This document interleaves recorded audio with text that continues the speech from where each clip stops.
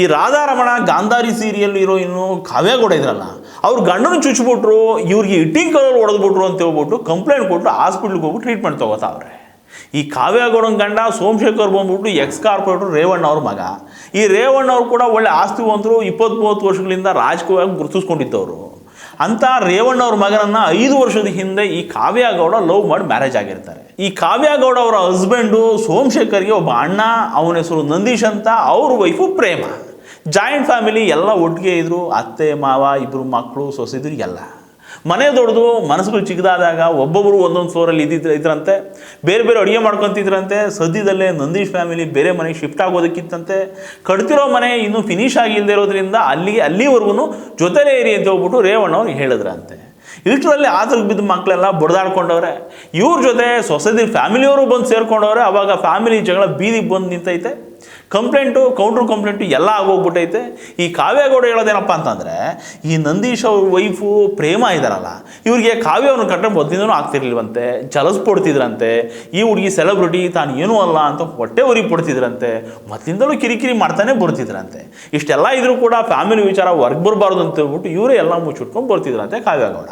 ಇದ್ರ ಮಧ್ಯದಲ್ಲಿ ಈ ಕಾವ್ಯಗೌಡ ಅವ್ರು 2 ವರ್ಷ ಚಿಕ್ಕ ಮಗಳನ್ನು ನೋಡ್ಕೊಳ್ಳೋದಕ್ಕೆ ಅಂತ ಹೇಳ್ಬಿಟ್ಟು ಸುಮಾ ಅಂತ ಒಂದು ಹುಡುಗಿ ಬರ್ತಿತ್ತಂತೆ. ಈ ಹುಡುಗಿ ಮೇಲೆ ವಾರಗೀತಿ ಪ್ರೇಮ ಅವರು ಯಾವಾಗಲೂ ಕಿರಿಕಿರಿ ಮಾಡ್ತಿದ್ರಂತೆ. ಒಂದು ಸಾರಿ ಈ ಹುಡುಗಿ ಮೇಲೆ ಜ್ಯುವೆಲ್ ಕಳ್ತನ ಮಾಡಿಬಿಟ್ಟಿದ್ದಾಳೆ ಅಂತ ಆರೋಪ ಮಾಡಿ ಹಲ್ಲೆ ಕೂಡ ಮಾಡಿಬಿಟ್ಟಿದ್ರಂತೆ.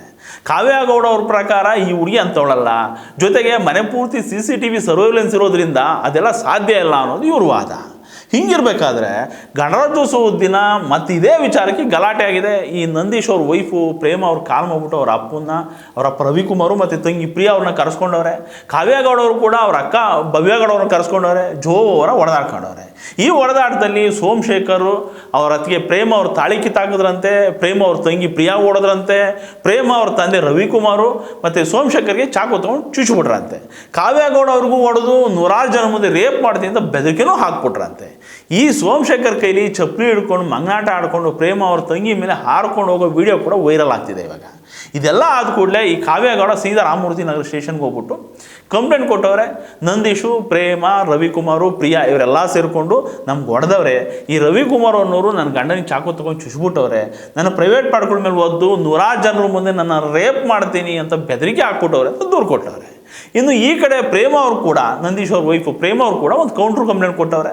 ನಮ್ಮನ್ನು ಮನೆಯಿಂದ ಹೊರಗಡೆ ಕಳಿಸೋದಕ್ಕೆ ಈ ಕಾವ್ಯ ಮತ್ತು ಸೋಮಶೇಖರ್ ಸಂಚು ಮಾಡ್ಕೊಂಡು ಬಂದು ಹಲ್ಲೆ ಮಾಡವ್ರೆ. ನಮ್ಮ ಅಪ್ಪ ರವಿಕುಮಾರ್ಗೆ ಕಾಲ್ ಮಾಡಿ ಬಾಯಿಗೆ ಬಂದಂಗೆ ಬೈದು ಬೆದರಿಕೆ ಹಾಕವ್ರೆ.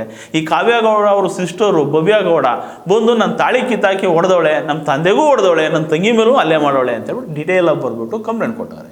ಇನ್ನು ಈ ನಂದೀಶ್ ಅವ್ರ ಮಾವ ರವಿಕುಮಾರ್ ಹೇಳೋದೇನಪ್ಪ ಅಂತಂದರೆ, ಈ ಹುಡುಗಿ ಕಾವ್ಯಗೌಡ ಬಂದ ಮೇಲೇ ಎಲ್ಲ ಕಿರಿಕಿರಿ ಶುರುವಾಗಿದ್ದು, ಆ ಮನೇನ ಹೊಡ್ಕೋಬೇಕು ಅಂತ ಮೊದಲಿಂದಲೂ ರಗಳೆ ಮಾಡ್ತಾನೇ ಇದ್ದಾರೆ.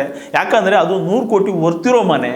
ನನ್ನ ಅಳಿಯ ಮಗಳನ್ನು ಆ ಮನೆಯಿಂದ ಹೊರಗಡೆ ಕಳಿಸ್ಬೇಕು, ಅದೇ ಹುಡುಗಿ ಇಂಟೆನ್ಷನ್ನು, ಹಾಗೆ ಹೀಗೆ ಅಂತ ಏನೇನೋ ಹೇಳ್ತಾರೆ.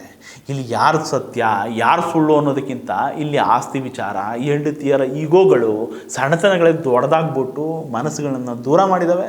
ಒಂದೇ ಹೊಟ್ಟೆಯಲ್ಲಿ ಒಟ್ಟಿಗೆ ಬೆಳೆದವರು ಹೊಡೆದಾಡ್ಕೊಂಡಿದ್ದಾರೆ. ಜಗಳ ಸ್ಟೇಷನ್ ಬಾಗಿಲಿಗೂ ಹೋಗಿದೆ. ಇನ್ಮೇಲೆ ಒಂದೇ ಮನೇಲಿ ಬಾಳೋದು ದೂರದ ಮಾತು. ಮನಸ್ಸುಗಳು ದೂರ ಆದಮೇಲೆ ಬಡಿದಾಡೋದಕ್ಕೆ ಕಾರಣಗಳು ಬರೀ ನೆಪ ಅಷ್ಟೇ.